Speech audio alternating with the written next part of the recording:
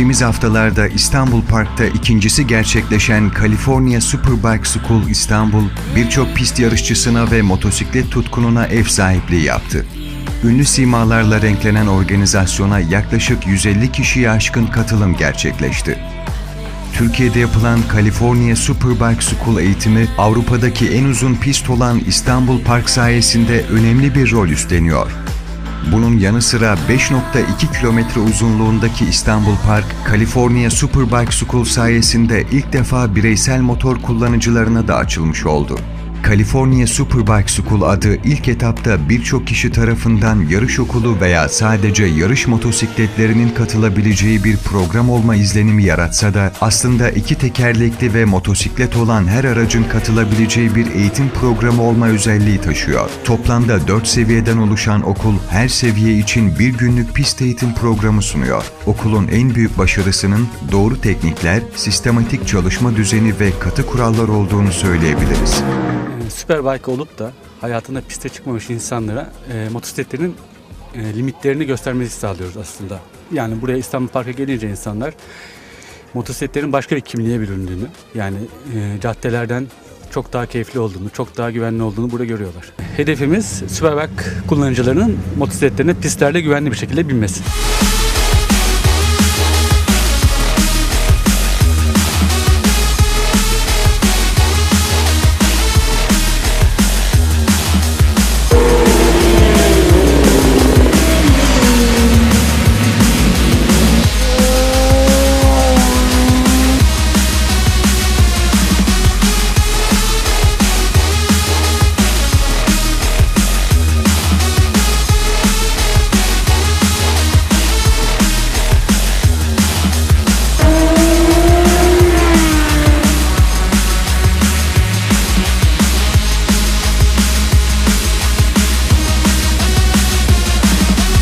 Cornering school, basically, we have 4 different levels, which cover 15 drills, which specifically address issues that riders have in corners.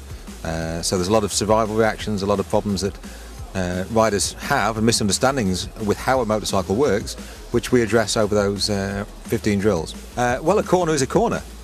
The only reason we use a racetrack, it's a safe environment where you can replicate the same problems that you would have on the road. It's applicable to all riders. A problem in a corner on a road is the same as a problem in a corner on a racetrack. This is about understanding the problems and having a solution to fix those problems. This is just the most safe environment to be able to practice the drills and be able to repeat the drills as well. It's important to be able to have when you feel you've got it right, and also when you feel you maybe got it wrong, and you can compare the two. So this gives it a good, stable, repeatable environment.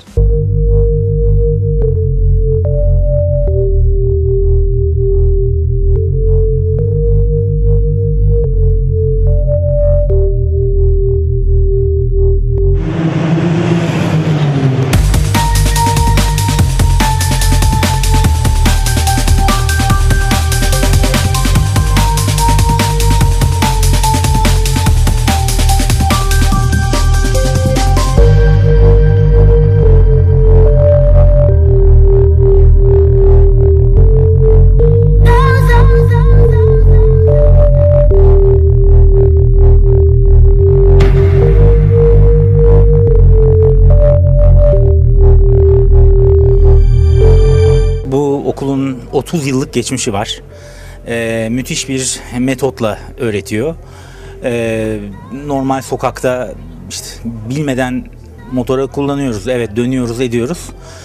Ama burada işin tekniği adım adım sürücülere öğretiliyor. Ve burada 2 gün geçiren her insanın işte ağzı kulaklarında. Ben de öğrenciydim.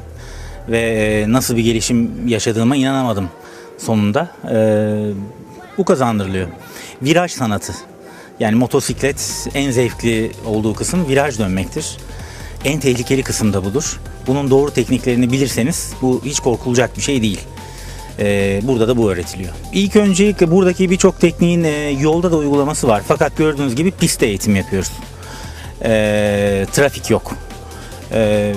Dolayısıyla trafiğe kapalı bu alanda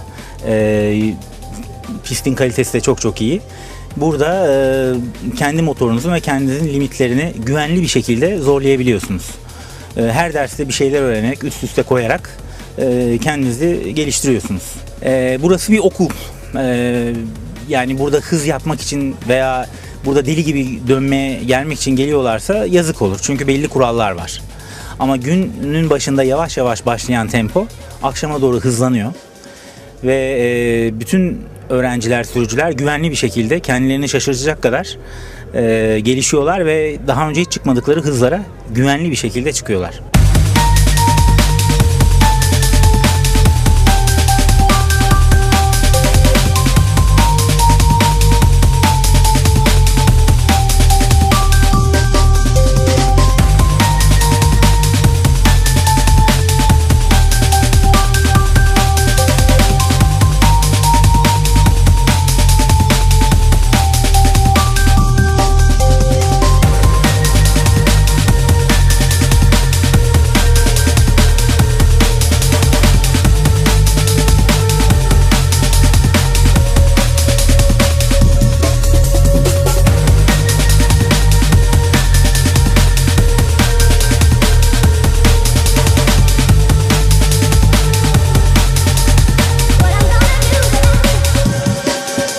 Para kazanan insanlar bu tüketim çılgınlığı içerisinde doğal olarak işte arabalara göz koyuyorlar. Yeni çıkan arabaları almak istiyorlar filan. Şimdi çok pahalı ve çok güçlü ya da çok güzel dizaynı olan bir motor alabilirsiniz.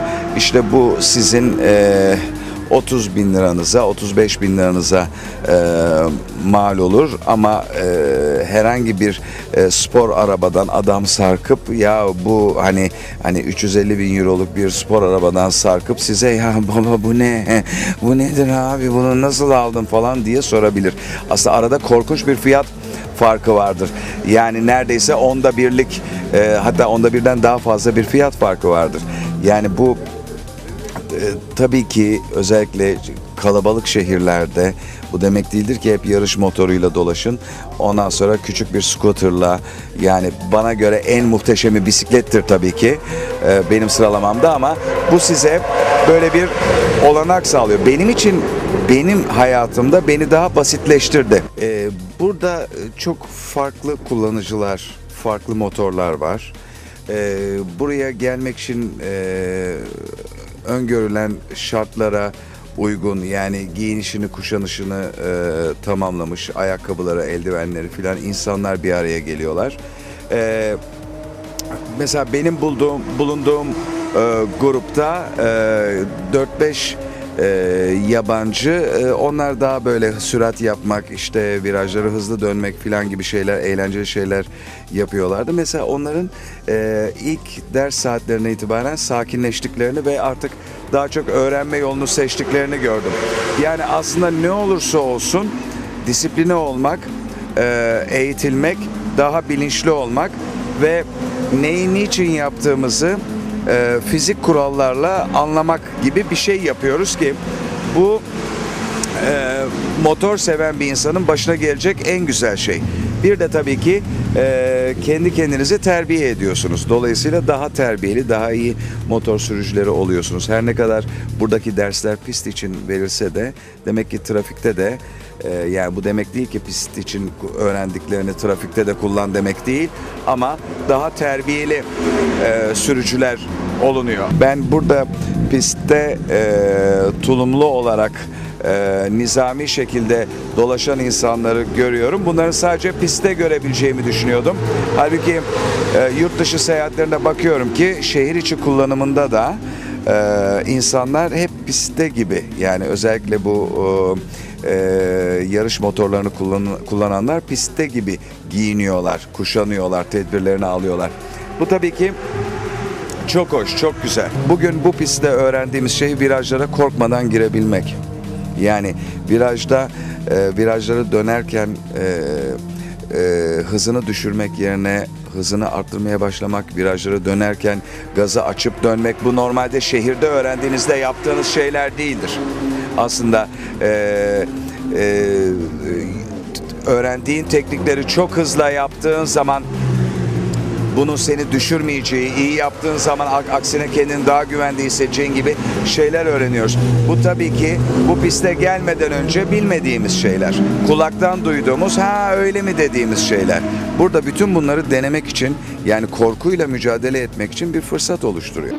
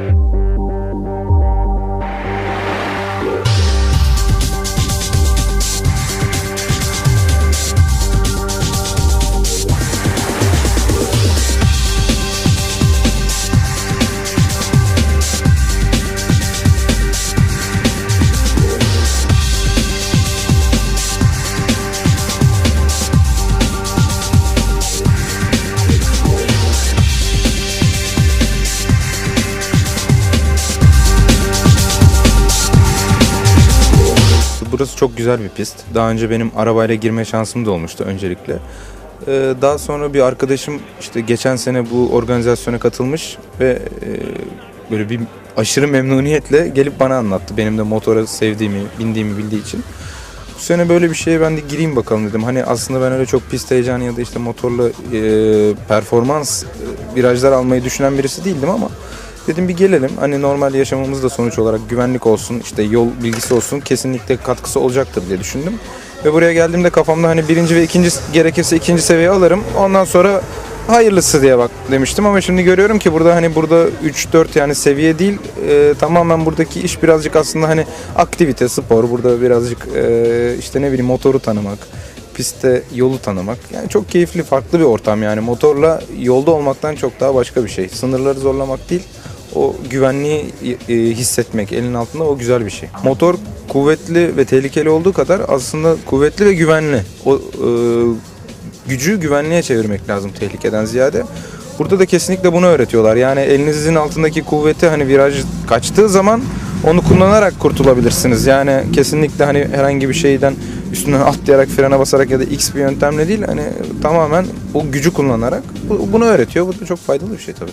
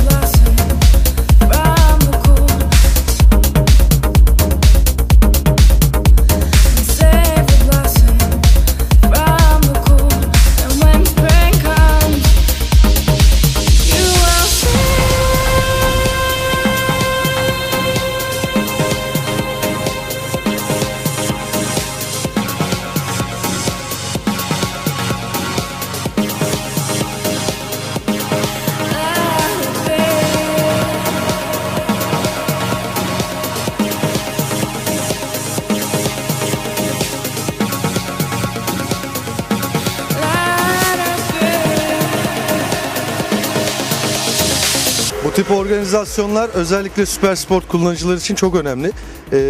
Önemli olan kısmı şu: pist kullanımı, yani motosikletlerin gerçek kullanım alanı aslında pistler, biliyorsunuz bu süper sport motosikletlerin kullanım alanı. Özellikle de böyle eğitmenler sayesinde virajlara nasıl girilir, pistte nasıl motosiklet kullanılır burada sürücüler öğreniyor. Dolayısıyla biz burada olmaktan çok mutluyuz. İnsan motoruna bindiği zaman en çok başımıza gelen şey nedir? Memleketin yolları fena. Viraja girdiğimiz zaman korkunç şeyler olabiliyor. Korkuyoruz. İşte korkmayalım diye araç hakimiyetini daha iyi hale getiriyor. Neler yapabileceğimizi gösteriyor. Hani belki araçların, motorların limitlerini değil ama kendi limitlerimizi bulmamızı sağlıyor. Bence bu anlamda hani kendimizi tanımamız açısından bile paha biçilmez bir fırsat. Çok hoşuma giden bir şey. Bir de ballı börekte, çünkü İstanbul Park'ta oluyor iş. Her kullanıcının, yani normal bir araç kullanan, araba kullanan kullanıcıların da yaptığı hatalar var. Bunları tabii ki bilmiyorlar, görmüyorlar, fark etmiyorlar. Motorcular da aynı şekilde. Normal trafikte kullanımımızla pistte kullanımımız farklı oluyor. Yaptığımız hataları bize söyleyecek insanlar olmuyor. Buraya gelerek bir kere her şeyden evvel bir pist tecrübesi elde ediyoruz. Bu pist tecrübesi sırasında tabii daha çok viraj çalışıyoruz. Virajlara biraz daha hızlı nasıl gireriz, daha hızlı nasıl çıkarız, İşte gaz ayarımızı nasıl doğru yaparız. Dolayısıyla buradan aldığımız tecrübeleri biz tabii normal kendi şehirlerimizde, normal motosiklet kullanımımızda, trafiğe de aktarıyor oluyoruz. Dolayısıyla biraz daha güvenli, biraz daha çevremize duyarlı, biraz daha belki ufak efor sarf ettiğimiz şeyleri de ortadan kaldırarak motosikleti daha zevkli nasıl hale getirebiliriz diye buraya geliyoruz ve bu bilgilerin hepsini de ben emiyorum bu derslerden, açıkçası alıyorum. Türkiye'de ilk defa yapılan en büyük organizasyon, gün çok mükemmel derecede geçiyor. Hava şartları şu anda uygun. Arada yağmur çiseliyor ama pistimiz çok güzel olduğu için herhangi bir kayma veya herhangi bir sorun yaşamıyoruz. Ve hocalarımız çok eğitimli, bilinçli. Bol antrenman yapıp ardından derse girip hocalarla da kendimizi takip ettikleri için bilgi alma imkanımız oluyor. Gerçekten bu tarz kaliteli bir organizasyonun Türkiye adına yapılması sevindirici ve güzel. Ne kattı derseniz benim motosiklet kullanışım, motosikletin üzerindeki duruşum, motosiklete hakimiyetim, her şeyim değişti. Biz şimdi kendi başımıza öğrendiğimiz için bazı şeyleri doğru mu yanlış mı oturdu ve devam etti gitti o şekilde. California Superbike School'da biz bunları düzelttik ama tabii ilk başta hemen bir anda düzelmiyor. Bazı şeyler oturmuş olan yanlışlar hemen silinmiyor. Her seferinde bir aşama. Şimdi burada mesela öğrendiğimiz teknikleri uygulayarak hep bir fazlasını, yani ördüğümüz duvara bir tuğla fazlasını koymaya çalışıyoruz. Şimdi çok şey katıyor dendiğinde insanın aklına ne geleceği insandan insana değişir ama gerçekten eğer en azından kendim için konuşursam yarışçıysanız çok şey katıyor. En ufak bir örneği şu, viraj sanatı öğretiyorlar.